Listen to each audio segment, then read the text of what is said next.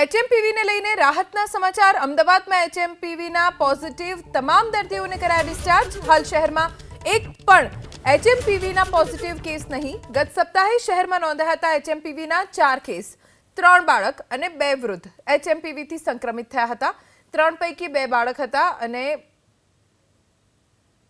2 અને 9 મહિનાના બંને બાળકો એચએમપીવીથી અસરગ્રસ્ત હતા। 2-4 વર્ષના બાળક એચએમપીવીથી સંક્રમિત હતા। અમદાવાદ મ્યુનિસિપલ કોર્પોરેશન વિસ્તારમાં અત્યાર સુધીમાં લાસ્ટ મંથના ટોટલ 5 એચએમપીવીના કેસ રિપોર્ટ થયેલા હતા, જેમાંથી 2 દર્દી આઉટ ઓફ અમદાવાદ સિટીના હતા અને બાકીના અમદાવાદ સિટીના હતા। આ તમામને ડિસ્ચાર્જ આપવામાં આવેલો છે અને હાલમાં અત્યારે કોઈ એક્ટિવ કેસ એચએમપીવી વાયરસનો અમદાવાદ શહેરમાં નથી। સાથે હાલમાં જે કેસીસ રિપોર્ટ થઈ રહ્યા છે, કોર્પોરેશનના ટોટલ 86 અર્બન હેલ્થ સેન્ટર દ્વારા તમામ પ્રકારની સારવાર આપવામાં આવતી હોય છે।